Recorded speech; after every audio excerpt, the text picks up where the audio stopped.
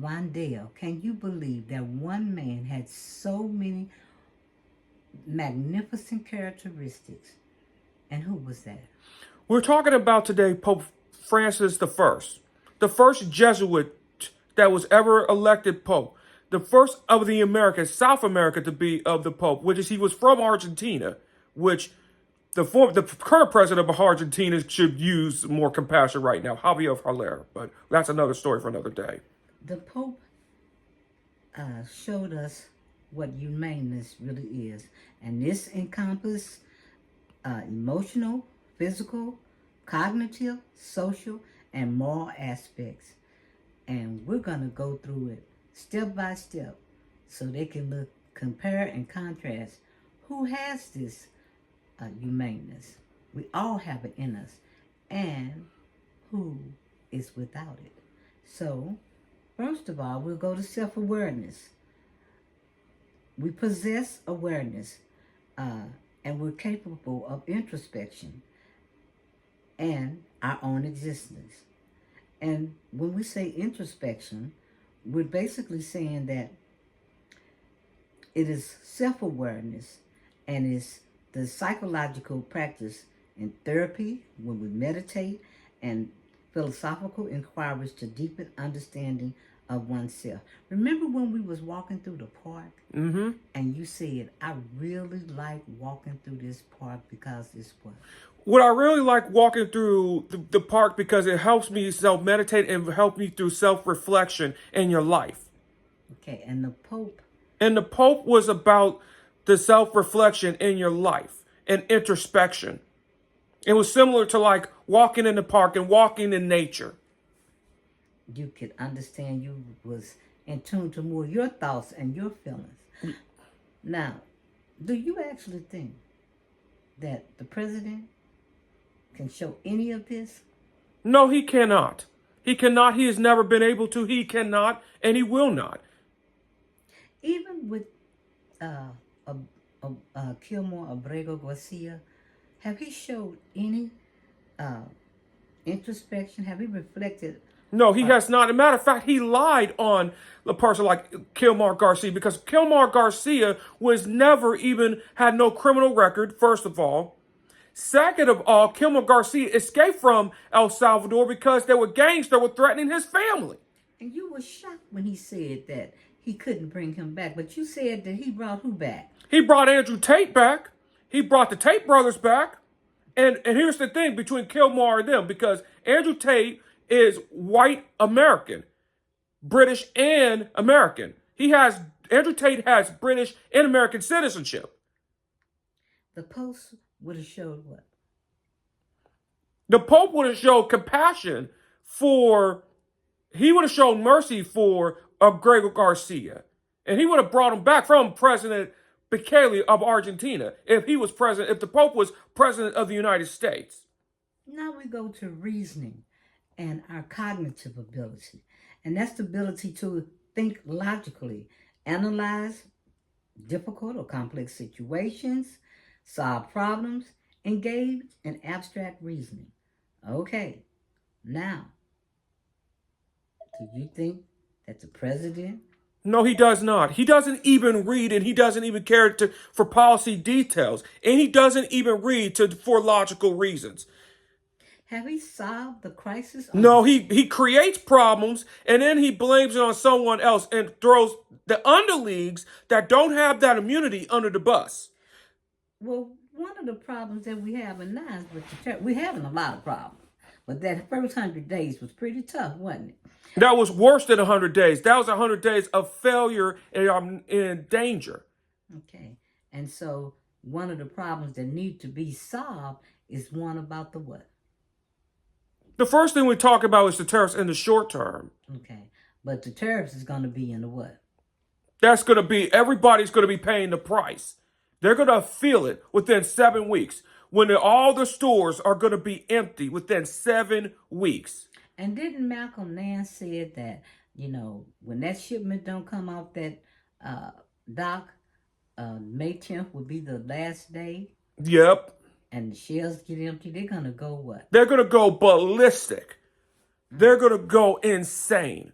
And so Mike Johnson really think that, uh, this would really help the economy for protecting the president's interests.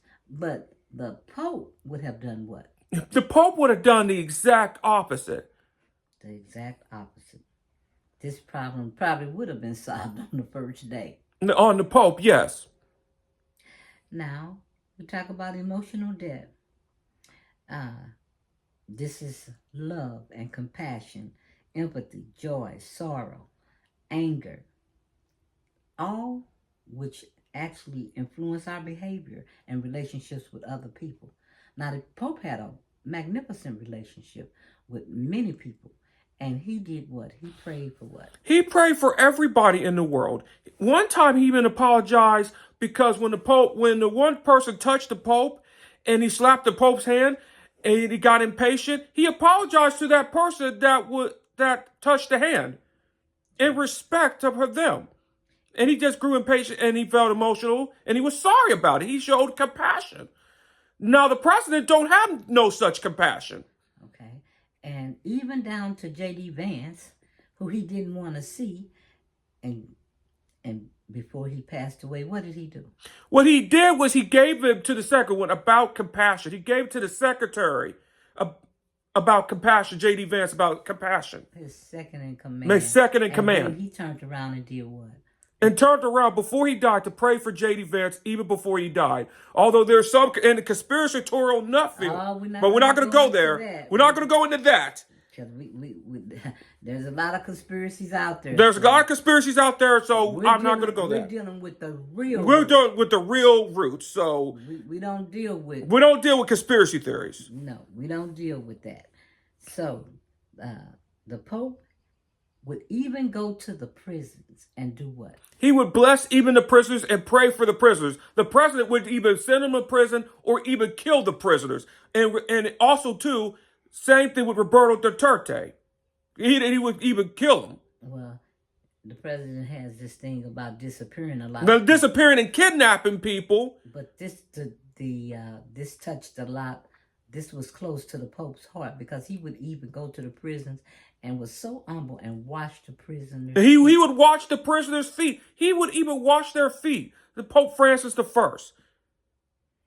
We don't see our president doing that. He don't probably wash his own. He don't even wash his own body. We don't know. We don't know. We don't want to go there. We don't want to go there. We got language and communication, okay? And this is enabling communications, expression of ideas, and sharing of culture and knowledge. What do you do? The Pope. The Pope can speak a lot of different language and understands and willing to understand. He open hands.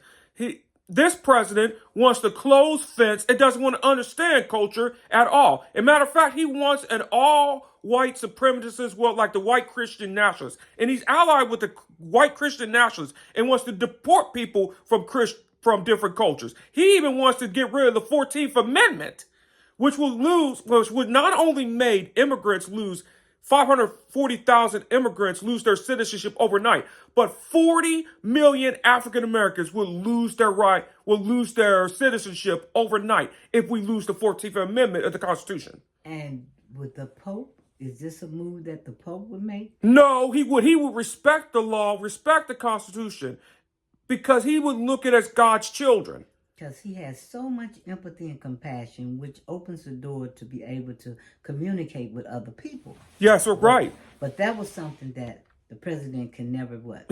All the president cares about, the only communication is how much money in your pockets that you got. That is it. And if you're a white Christian that support him, that's his limit of communication. Okay, we'll move to moral and ethical sense. This is based on the principle of what's right and wrong. Now, the Pope, he always spoke out about what is wrong, and he always lived for trying to do what is right. But on the other hand, you have a president that defends wrong all the time. He even said, "I grab him by the body parts," and he don't give a crap, and I'll let him do it because I'm a celebrity. But the thing is, he also have a lot of what? He also blames other people and throws them under the bus. But he has a lot of enablers He also. also has a lot of enablers. The Pope would never allow enablers. Never. All right. Now, creativity and imagination was the arts and the music and literature. Innovate new ideas or solution. The Pope appreciated. He always appreciated, because he was a scientist and he was a reader that respected education and respected science, especially climate change. This president doesn't respect science just for more money, to destroy the environment for more money. And now he's took charge of the Kennedy Center, and what He took charge of the Kennedy Center and destroyed the Kennedy Center. and nobody wants to And nobody wants to perform at the Kennedy Center. Nobody wants to associate there. Social connectiveness. We have the ability to form friendships and relationships and cultures that shape our identity. Now, we had 31 allies. We developed all these friends across the world. And what happened? He destroyed it within 100 days with the tariff policy. And it was the same tariff policy of President McKinley in the 1800s. He has a worldview, the 1800s, the isolationist view of the 1800s, and Charles Lindbergh. If you want to read more about the isolationist view, read Rachel Maddow's prequel. Tell them something that you read in Rachel Maddow. When I read about Rachel Maddow's prequel, the things that they did about this was a witch hunt, they did the same thing. What the Russians were doing today was the Germans did in the 1930s and the 1940s. And the book prequel is absolutely excellent, and we really enjoyed it. It was just a really great teaching tool, and you got to get that book because it teaches what? It teaches the prequel. It teaches about the same playbook that the president did, even in due process, was the same things that they did in the 1930s and the 1940s. All right. So now we're going to move on to conscious and moral agency. This is the ability to make moral choices, to be accountable for one's actions. Now the Pope did what? The Pope always had a conscience, and he had a core. And he didn't live, rich? He didn't live rich. He rejected a lot of the luxuries. He rejected a lot of the luxuries of the Catholic priest. And he wanted to live a simple life, and he lived the way that he lived. And he lived by his principles. This president, the president, on the other hand, has no moral code, has no principles. And when the Pope Francis died, you know what the president made it about me, me, me. I won 57% of the Catholic vote. But me, me, me. But even in the last hours, he left us a great deal. He even donated his salary as he worked to the poor, to the prisons. To the president, and he never punished you for being poor, whereas the president will punish, in the Supreme Court, criminalizes the poor. Now, it's awfully strange that even going back and talking about the Pope and his forgiveness,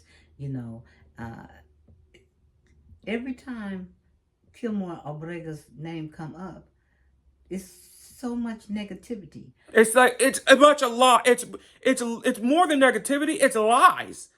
But the Pope would be forgiving and still trying to what? And still trying to bring him home. Because that was one of that was close to the Pope's heart, was the prisons and how the people in prison were treated. Especially in South America. He wanted a better life for them, So we go to cultural awareness. You had diverse cultures, traditions, beliefs, practices that influence human identity and development. Now, that is a very important one, because learning about different cultures and history also opens the door to friendships, relationships. This president doesn't get that. As a matter of fact, he's trying to get rid of divorce and covenants in the name of DEI, which is diversity, inclusion, and equity. He don't believe in those things. As a matter of fact, he believes and the rich and white and powerful white people ruling the world, along with the allies, the white Christian nationalists. There has always been an element of Christian white nationalism. It just needed a leader to wake it up. And the Christian nationalists found the right person to wake it up, to Charles Lindbergh and Donald Trump. If Charles Lindbergh were alive today, he would have been very proud of Donald Trump as president. Because of what? Because he matches his ideology. Even when you look at the Pope and all the characteristics that just one man held, it's just almost unbelievable. And he called the Pope a woke Pope. And you know what he jokingly said? I would like to see who's the next Pope. I would like to have myself as the Pope. And that's the president. He jokingly even said that I wish I was the Pope.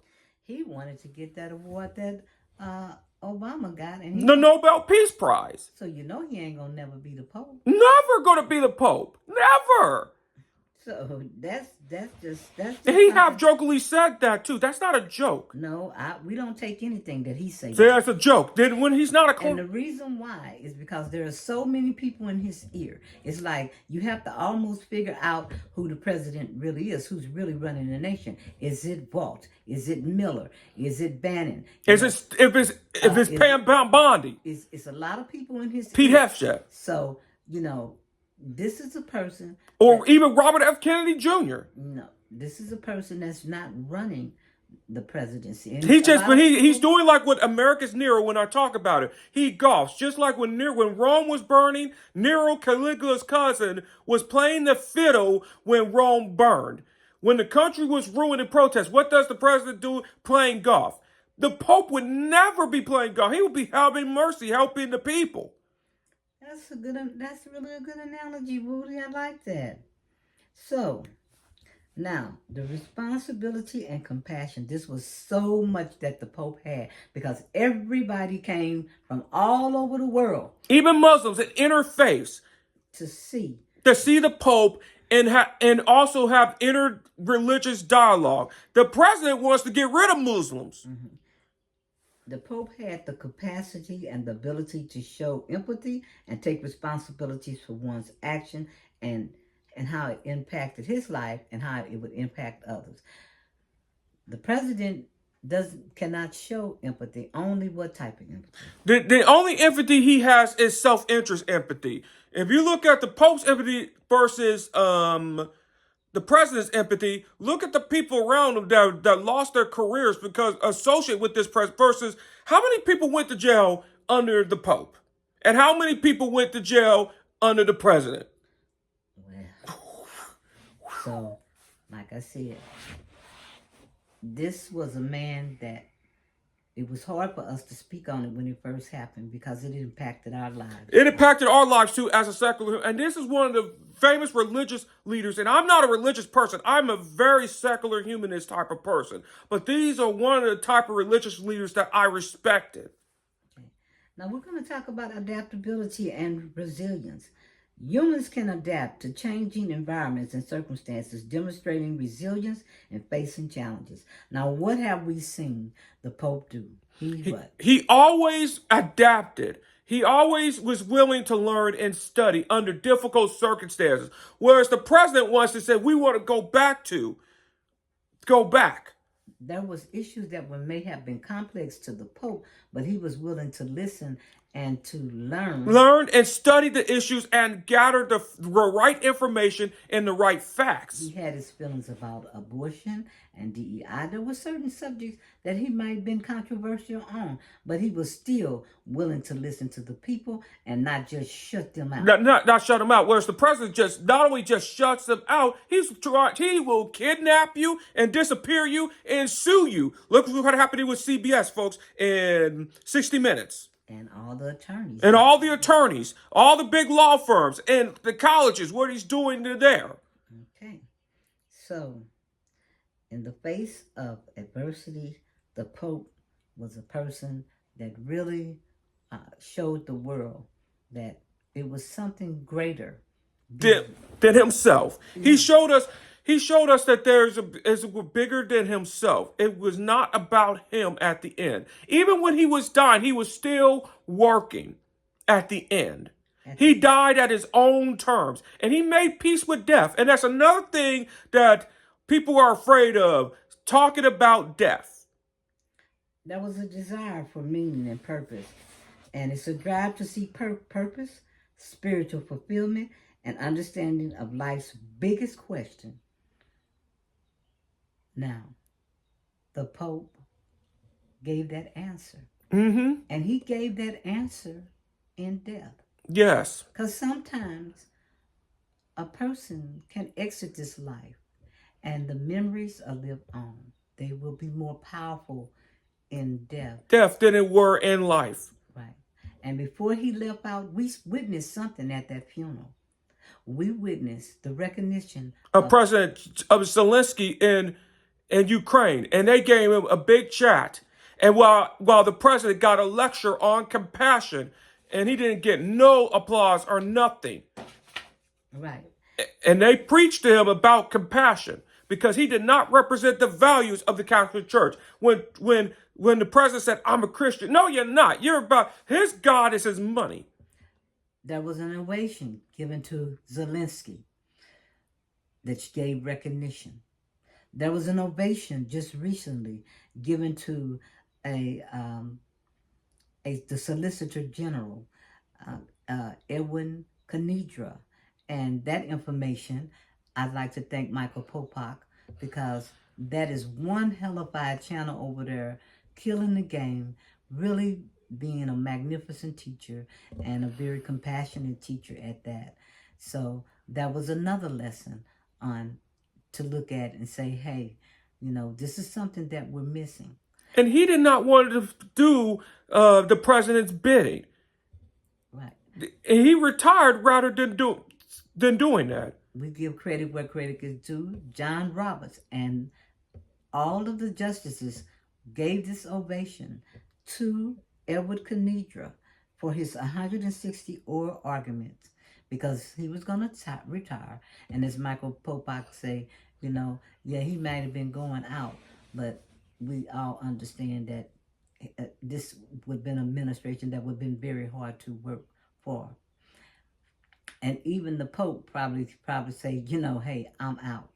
But in everything that has happened within those days, when you look at this, the biggest lesson that should be learned with the Pope, Zelensky, and Edward Kanedra would be, what would you think it would be? There's a lot of things that is better than themselves if you're looking for the right purpose.